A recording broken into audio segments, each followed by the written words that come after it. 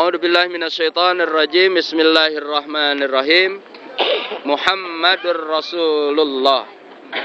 Walladina amanu walladina ma'ahu asyidda'u 'alal kuffar.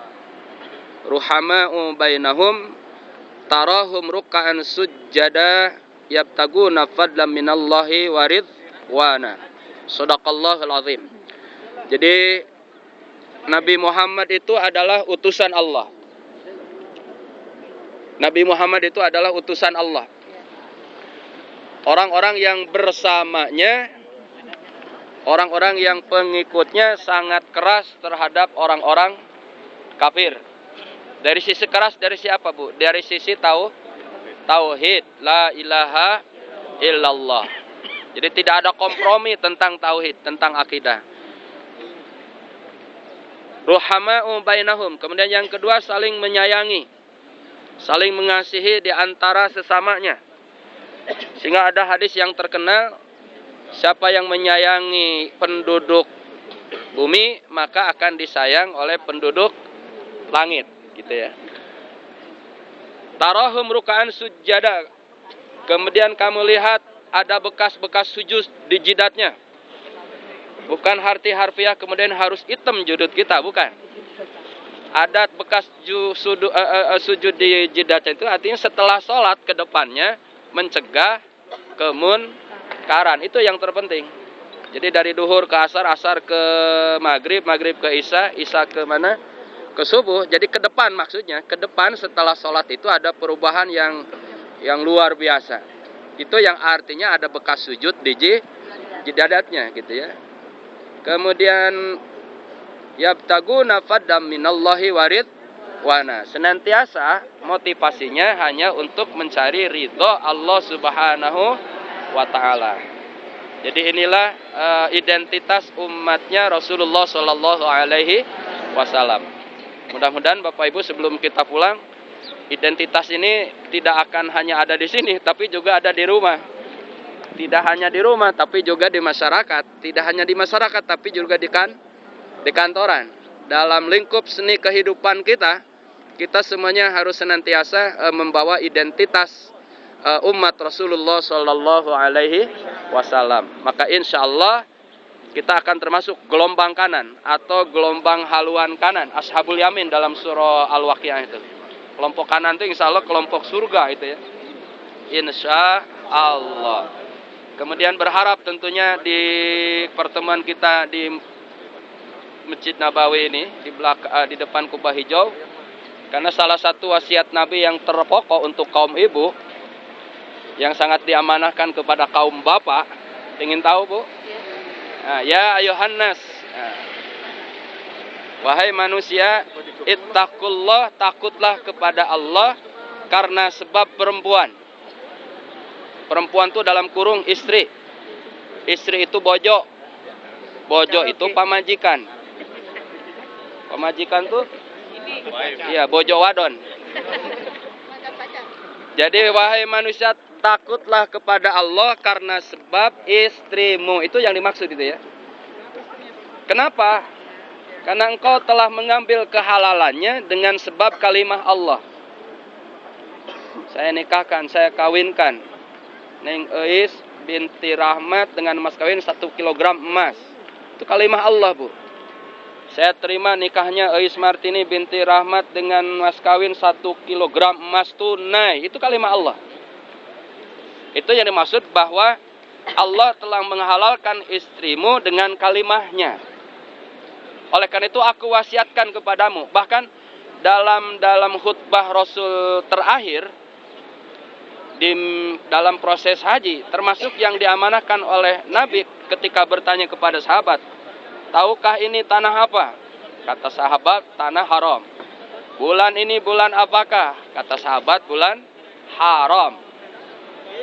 Demi Allah yang jiwaku berada di tangannya, aku wasiatkan kepada kalian agar bisa beramanah dalam menata kehidupan rumah tangga. Lagi-lagi pesan khutbah Rasul yang terakhir termasuk dalam tata krama berumah tangga. Dalam apapun suka dan dukanya tentunya Bapak Ibu, karena rumah tangga itu bervariatif.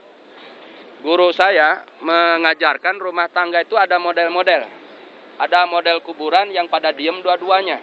Kalau ada masalah, ini diem, ada apa-apa, diem. Diem.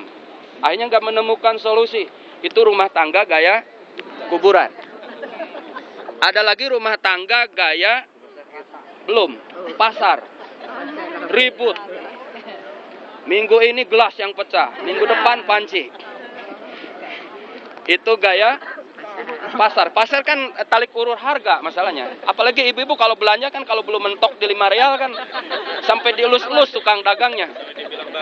Sampai-sampai tukang sayur tuh ngadepin tukang sayur rapi gitu. Dan kadang-kadang mesra sama tukang sayur. Bukan ibu-ibu yang sini, yang di Jakarta. Iya Bu ya. Ada lagi rumah tangga gaya rumah sakit. Gaya rumah sakit gimana? Ada dokter di sini. Gaya rumah sakit gimana dok? Sembuh baru bayar gitu. Ini nggak bagus juga. Ada lagi gaya hotel, cuma transit doang itu rumah. Tempat transit doang, suami istri karena sibuk dua-duanya kerja. Jadi rumah tuh tempat hardolin aja, dahar modal ulin gitu. Tidak menemukan solusi juga. Yang bagus kata dosen kita, Dr. Haji siapa Bu yang ahli ekonom tuh? Syafi'i Antoni itu. Yang bagus gaya masjid dan gaya sekolah.